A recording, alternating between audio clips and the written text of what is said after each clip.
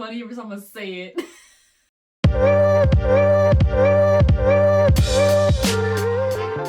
Hey guys, welcome back to Chaotic Commentary. So today we're going to be looking at some petty revenge. Let's get into it. I found out my husband and dearest friend were having an affair. My ex-husband and I met when our best friends married each other. He was the best man and I was the maid of honor. After a couple of years, we all lived in the same community and had our 4 children in the same time frame. We hired my friend, let's call her Hobag. That's a good name. To be our attorney for our business when we thought about selling franchises. Hobag. This is gonna be funny every time I say it. Hobag and my ex, let's call him Dog. These names are so funny.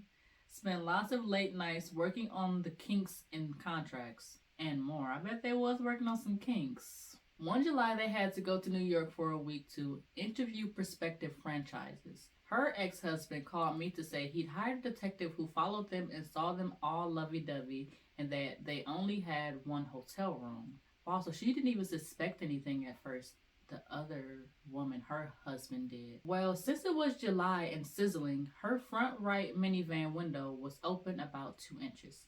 I took it upon myself to puree a few raw shrimp with chicken broth and strain the solids out. Then I fed a long tube down into her rear passenger carpet and under the seat as best I could. I didn't choose the front seat because it had removable mats. Okay, was it raw shrimp and raw chicken? Because that will make it even better. I hope it was raw. Oh yeah, it is say raw shrimp with chicken broth. Ew. I didn't choose the front seat because it had removable mats. Then I slowly funneled about half a cup of my potion down the tube. That week it was over 90 degrees every day. It was ghastly. A triumph. Her husband and I didn't let on that we knew about their affair until we each had consultations with a very good lawyer in our city and had our financial ducks in a row. Petty, effective revenge I don't regret. I love it. That's what they get. Cheaters deserve petty revenge because how dare you? And the fact that so this was your best friend, so this is the couple that you met at their wedding, so they were good friends of yours, and for them to cheat with each other, oh my god, horrible. They deserved it. It would have been great, like, you do the petty revenge on his wife and he does the petty revenge on your husband. That's what y'all should have done. Next story. My grandma gave me the idea. Petty revenge at its finest. Okay, grandma, let's see. Years ago when my husband and I got married, we had a decent sized wedding, 100 plus people that we paid for ourselves. I don't understand, how do y'all know this many people? These people have these big weddings with 100, 200, 250 guests. Do you really know this many people, or are you just inviting people like extended family?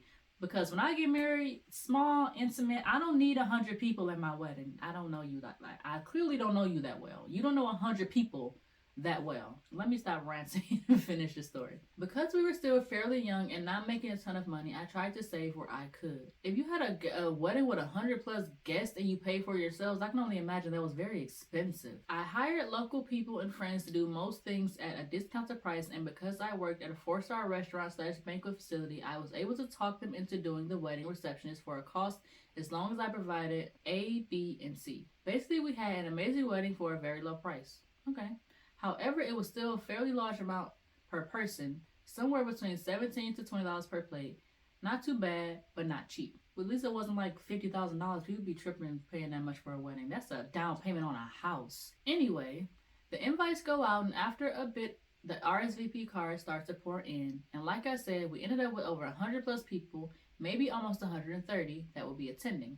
My aunt was one of those people. She RSVP'd for her husband, and their son, my cousin. Wedding day comes, we get married, reception time, and my aunt and family is a no-show. I noticed because I only have 2. I'm irritated but more worried something may have happened. However, the following Monday, I got a card in the mail from them with a check for $10. No apology, just signed with a small congrats statement. Nothing personal, I was so disappointed.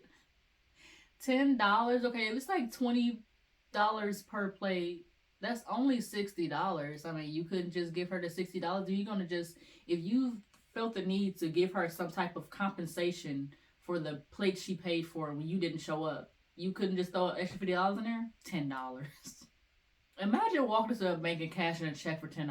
So I call her mother, ha ha ha, my grandma, and tell her what happened.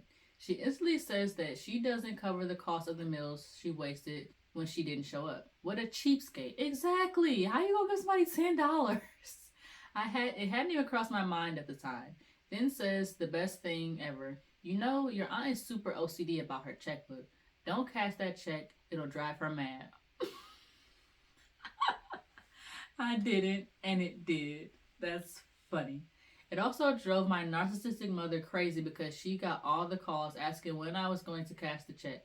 Guess she was too embarrassed by then to call me. A win-win. The best part is I kept the check and left it inside the card. I have a habit of keeping all of my cards, and every once in a while I pull out that card and look at that check, and it always makes me feel like the pettiest bitch alive. That is so funny. At that point, you would think she would be like, let me just go ahead and write her a check for the right amount. Like, cause you know she know why you didn't cash that check, because like, who about to cash a $10 check? Like, not to say like to some people $10 might be a lot for people who, you know, are less fortunate. But she was petty for that, for like how you don't show up.